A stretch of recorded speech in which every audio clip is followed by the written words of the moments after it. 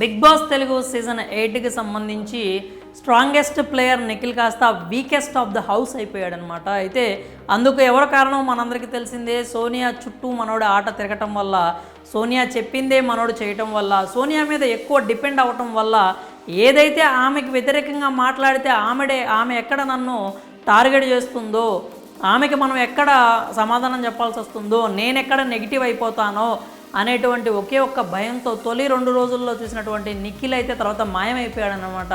మొత్తానికి total complete గాయబ్, ఎక్కడ కనపడట్లేదు ఆ నిఖిల్. అందరూ మొత్తుకుంటున్నారు, నిఖిల్ నువ్వు ఏంటి ఇలా అయిపోతున్నావు అని. సీత అయితే ముఖం మీద చెప్పింది, నీ వాయిస్ చచ్చిపోయింది, నిఖిల్ నీ వాయిస్ చచ్చిపోయింది అని డైరెక్ట్ ఇండికేషన్ ఇచ్చినా కానీ నిఖిల్కి ఆ విషయం అయితే అర్థం కావట్లేదు. ఇంకా సోనియా మాయలోనే ఉన్నాడు, సోనియా చుట్టూనే తిరుగుతున్నాడు. ఆమె ఏదైతే చెప్పిందో అది చేయడానికి రెడీగా ఉన్నాడనమాట.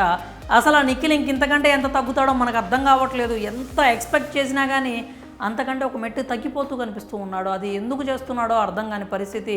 అది నిజంగా ఒక రకమైనటువంటి జాలేస్తుంది నిఖిల్ని చూస్తుంటే, అతని ఆటను చూస్తుంటే.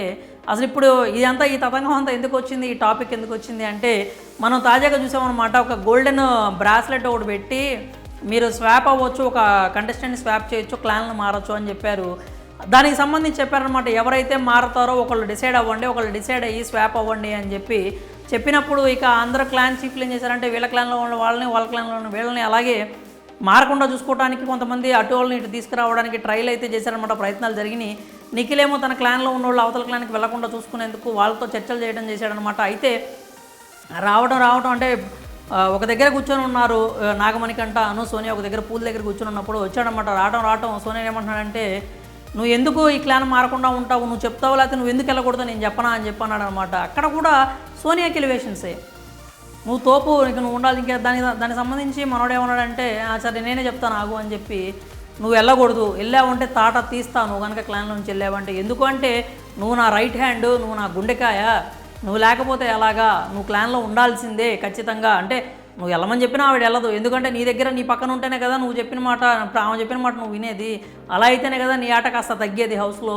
అలా అయితేనే కదా హౌస్ మేట్స్గా నువ్వు వీకెస్ట్ కంటెస్టెంట్గా కనిపించేది. అలా అయితేనే కదా హౌస్ వాళ్ళు అందరూ నిన్ను టార్గెట్ చేసేది. అట్లా అయితేనే కదా నీకు బయట ఫాలోయింగ్ తగ్గిపోయేది. అలాంటప్పుడు సోనియా ఎందుకు నీ క్లాన్ వదిలేసి వెళ్తుంది చెప్పు. నువ్వు అడగాల్సిన అవసరం లేదు. సోనియాతో మాట మాత్రం చెప్పాల్సిన అవసరం లేదు. సోనియా క్లాన్ నుంచి వెళ్ళు అని చెప్పి నువ్వు అడగాల్సిన అవసరం లేదు, అనాల్సిన అవసరం లేదు. ఎందుకంటే సోనియా వెళ్ళదు కాబట్టి.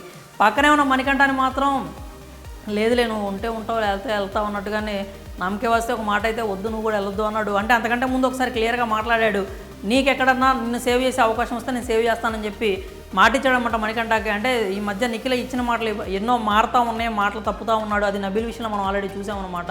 సీత దగ్గర ఏమో పాజిటివ్గా మాట్లాడి ఇది క్లాన్ వర్సెస్ క్లాన్ కాదు, హౌస్ వర్సెస్ వైల్డ్ కార్డ్స్ అని చెప్పి, కానీ చివరికి వచ్చేసరికి నబీల్ని ఎలా అయితే తీసేశారో అలాగే మాటలు మార్చడం కూడా నిఖిల్ చేస్తూ ఉన్నాడు, మనం చూస్తూనే ఉన్నాము.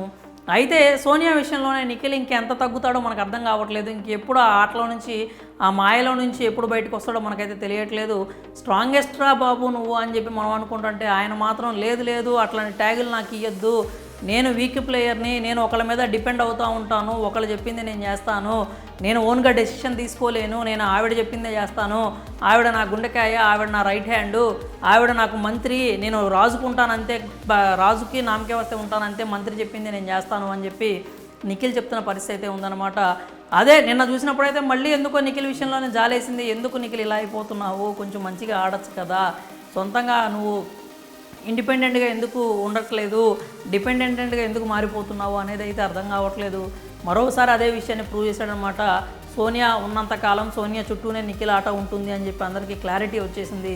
ఇక నిఖిల్ మీద హోప్స్ పెట్టుకోవడానికి కూడా ఎవరు రెడీగా లేరనేది కనిపిస్తుంది. నేనైతే నిఖిల్ మీద ఇంకా కొత్తగా మనం ఆశలు చిగురించుకోవాల్సిన అవసరం లేదు అని అనిపిస్తుంది అనమాట. ఒక 4 రోజుల క్రితం మాత్రం టైటిల్ రేస్లోకి వచ్చేసాడు రా నిఖిల్ అనుకున్నాము, కానీ అప్పటికప్పుడే మళ్ళీ వెనక్కి వచ్చేసిన పరిస్థితి మనం చూసామన్నమాట. ఇక చూసుకున్నట్లయితే నిఖిల్ ఇంతకంటే తగ్గితే బాగోదు అనిపిస్తోంది. ఇది ఆయన పాజిటివ్గా తీసుకొని, ఆయన ఫ్యాన్స్ కూడా పాజిటివ్గా తీసుకొని నిఖిల్ తొందరగా ఆట మార్చుకోవాలని కోరుకోండి మీరు కూడా. మరి నిఖిల్ ఆట నిజంగానే సోనియా వల్ల డ్యామేజ్ అవుతుందని కానీ మీరు అనుకుంటే మీ అభిప్రాయాలు అయితే కామెంట్స్ రూపంలో తెలియజేయండి.